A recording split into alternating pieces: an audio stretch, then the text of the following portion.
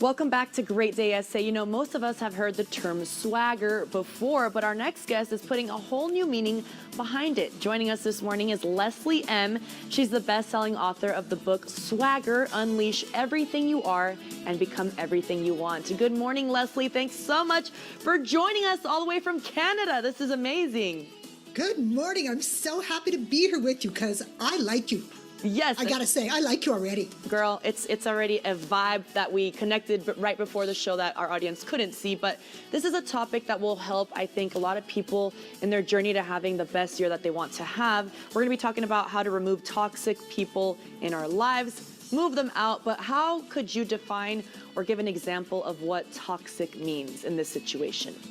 You know those people who just make you feel bad and uncomfortable whenever you're around them, or you negatively anticipate spending time with them because they seem to take and never give back, and their attitude just brings you down. They just are kind of energy and joy suckers. Those are the toxic people in your lives. Yes, I know a few of those, and you know, I'm very open with our audience out there, but I feel like last year was a big year of change for me, and that was one of the biggest things. Is I started noticing certain people were making me feel a certain way over and over, and it was almost disrespectful. So, I mean, I think a lot of people, like myself, you make up excuses and you want to give people another chance, but also, how do you set that boundary? What is your biggest advice? Do you approach the person, or do you just kind of, as we say, ghost them? Well, I think you want to decide whether it's worth it to give them an opportunity. And then if you want to give them an opportunity, make it very clear that you are a big grown-up. You're allowed to tell people that the way that they're behaving is making you feel a certain kind of way. And it's up to them as to what they do about it. But the secret is to take the you out of it. So you're not blaming them. When you do this, when you do that, instead say, when this happens, I feel uncomfortable and I would like to find a way to fix it. Can we talk about that? And if they don't want to talk about it, if they don't have any respect for the fact that you feel a certain kind of way, then yes, just ghost them. Because you're better off without them, because you're creating space for all the good, positive people in your life. Because we only have so much bandwidth, you know? Yeah, and I feel like it's so hurtful to think you're trying so hard and someone else can easily live their life like nothing ever happened, or disregarding how maybe they have hurt your feelings. What about the instances where you may have a friend who continues to complain to you about their toxic friend, and you're kind of caught in the middle because you keep seeing a pattern over and over? How would you help someone else remove a toxic person from their life? Okay. When we're stuck in patterns, we often don't even recognize it. It's just the way that we're so used to being. And one of the things about being a good friend are finding gentle ways to hold up a mirror to other people. So gently you can say, hey, I noticed something that you might not be aware of. Do you want me to share it with you?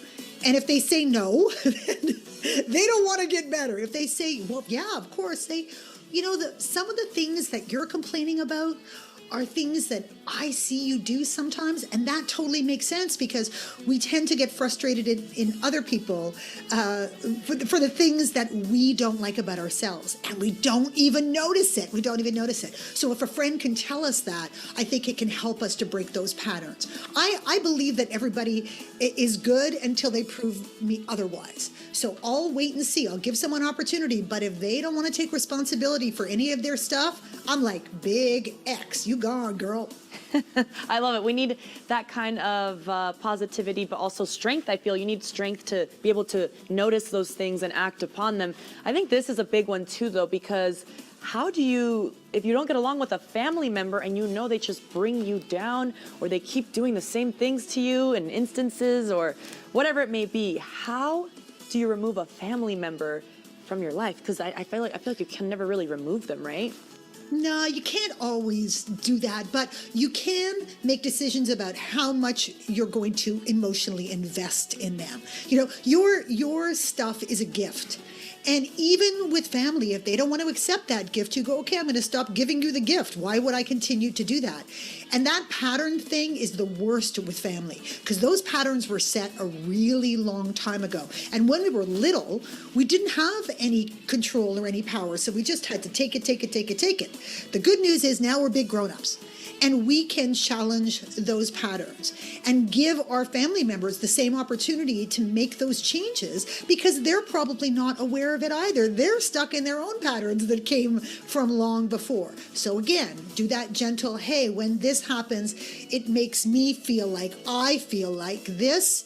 Can we figure out a way to make it work? And if they don't want to do anything about it or can't to the best of their ability, then you just stop expending energy.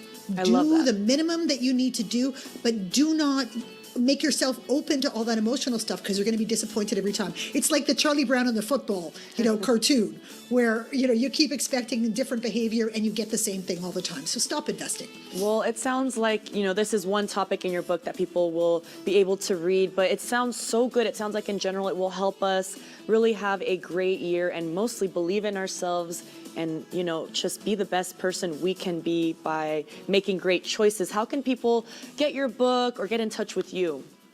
You can find the book at all good booksellers, your Amazons, your Barnes & Nobles, all that kind of stuff. It's available everywhere. You can find me at leslieehm.com, LeslieEhm.com.